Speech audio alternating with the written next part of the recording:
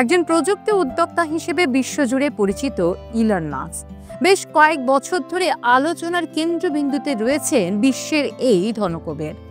তার ব্যতিক্রমী ব্যক্তিত্ব বিস্ময় করার মতো।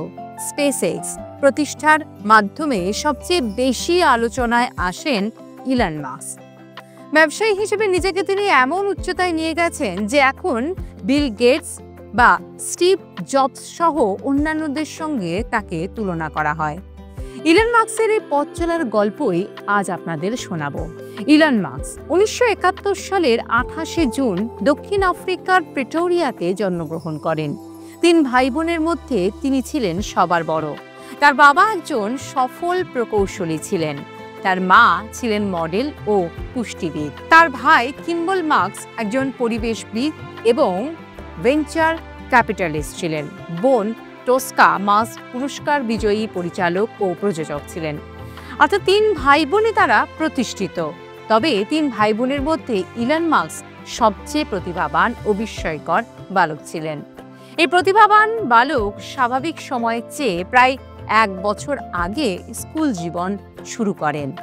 ইলন মাস্কের বয়স যখন 10 বছর তখন তার বাবা মায়ের বিচ্ছেদ ঘটে। সেই সময় এক কঠিন সময়ের মধ্যে দিয়ে যেতে হয় প্রতিভাবান এই বালককে। বড় হয়েও তিনি অনেকবার প্রতিকূলতার মুখে পড়েন। বারবার প্রতিকূলতার মধ্যে থেকে ইলন মাস্ক বুঝে যান জীবনে বড় হতে হলে প্রতিকূলতা আসবে, আর সেই প্রতিকূলতাকে জয় করলেই মিলবে জীবনের উন্নতির সিঁড়ি। পদার্থবিজ্ঞান ও অর্থনীতি এই দুটি বিষয়েই সবচেয়ে বেশি আগ্রহ ছিল ইলন মাস্কের, আর এই আগ্রহই তাকে আজ বিশ্বের অন্যতম ধনকুবের করে তুলেছে। ইলন মাস্ক পদার্থবিদ্যায় পিএইচডি করার পর তার মধ্যে ইন্টারনেটের প্রতি আগ্রহ জন্মে। তারপর উদ্যোক্তা হিসেবে ইন্টারনেটের জনপ্রিয়তাকে কাজে লাগিয়ে দুর্দান্ত আইডিয়ার বিকাশ করতে শুরু করেন তিনি।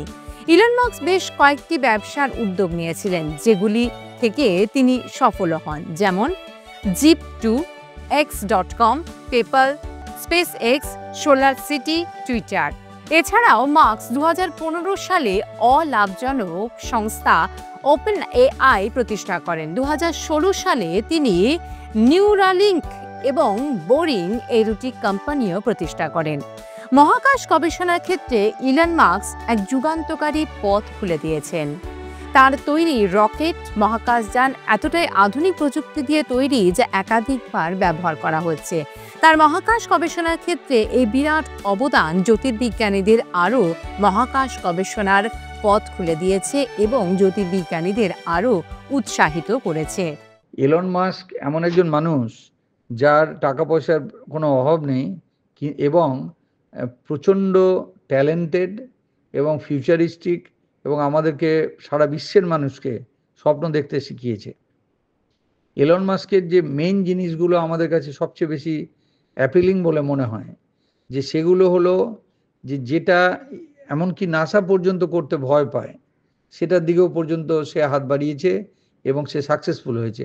এখন যেটা ইলন মাস্ক সবচেয়ে ইম্পর্টেন্ট কাজ করেছে, যে সেটা হলো ফ্যালকন 9 যে রকেট বানিয়েছে, সেই ফ্যালকন 9 রকেট, ড্রাগন স্পেসক্রাফট, এগুলো কিন্তু সব ব্যবহার করা যাচ্ছে, রিইউজ করা যাচ্ছে। দিব্যি ওপরে যাচ্ছে, অন্য মানে ওটাকে আমাদের স্যাটেলাইটকে আকাশে ছুঁড়ে মানে অরবিটে ছুঁড়ে দিয়েই আবার নিচে ফিরে আসছে, এবং তাকে সে অ্যাকচুয়ালি যেখানে নামতে চায় সেখানে এসেই নামানো হচ্ছে।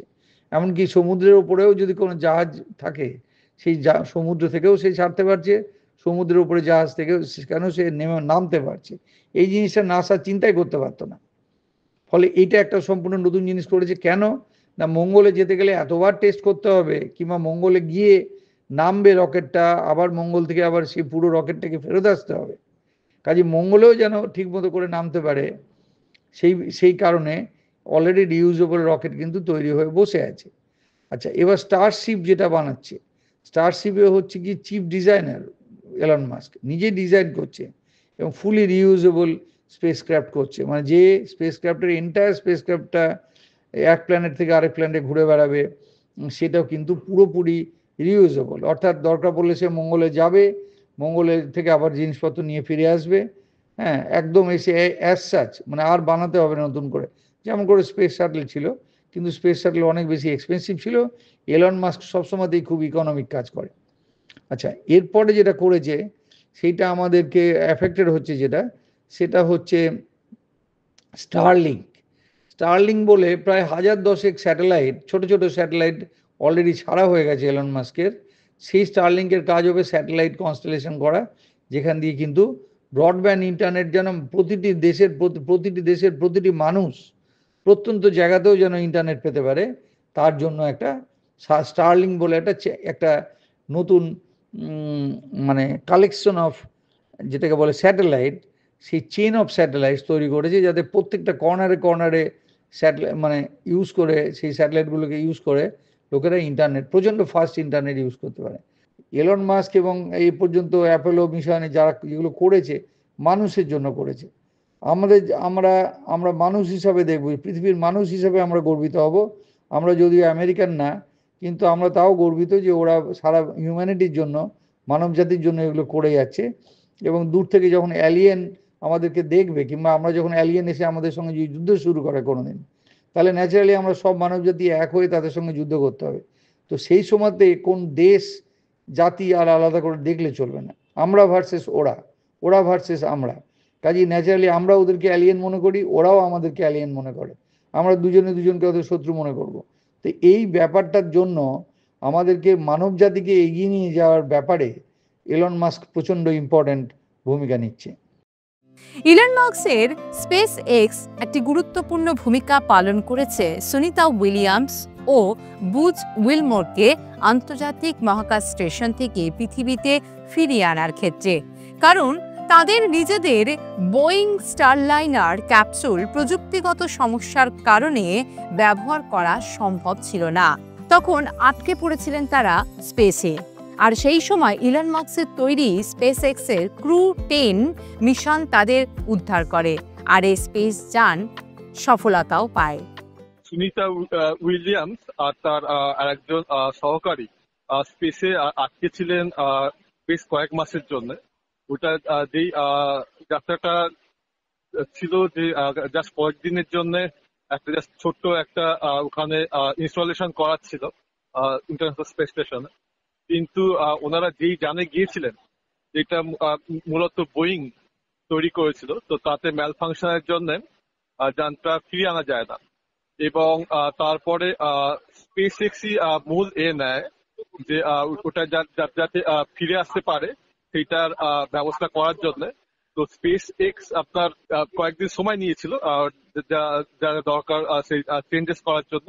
এবং স্পেস এক্স আপনার খুব অল্প সময়ের মধ্যে, অল্প সময় ইন দ্য সেন্সে কয়েক মাসের মধ্যে, এই ধরনের রিসার্চের ক্ষেত্রে কয়েক মাসের সময়টা অল্পই ধরা হয়।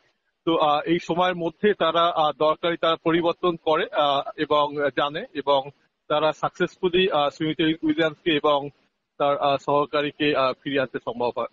ইলন মাস্ক আমার কাছে হচ্ছে যে একজন অসাধারণ মানুষ। উনি উনি বিজ্ঞানী হিসেবে ওনাকে আমি অতটা মনে করি না, কিন্তু উনি হচ্ছেন যে একজন অসাধারণ স্বপ্নদ্রষ্টা। ওনার মতো আউটস্ট্যান্ডিং ড্রিমার আর খুঁজে পাওয়া যায় না, অন্তত রিসেন্ট কয়েক দশকের মধ্যে। তো উনি পরের পর উনি অনেক অসম্ভব প্রজেক্ট নিয়েছেন, এবং সেগুলোকে উনি সম্ভব করার জন্য নিরলস প্রচেষ্টা করে যাচ্ছেন।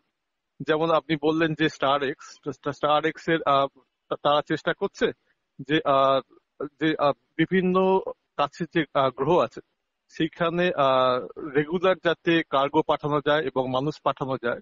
এবং আপনি জানেন যে ইন্টারন্যাশনাল স্পেস স্টেশন, সেখানেও যে রেগুলার আপনার মানুষ পাঠানোর যে ব্যবস্থা, সেইটা স্টার এক্স সেই ব্যাপারে অনেকটা কাজ করছে। এবং কিছুদিন আগে আমরা জানি যে সুনিতা উইলিয়ামস আটকে গিয়েছিলেন ইন্টারন্যাশনাল স্পেস স্টেশনে।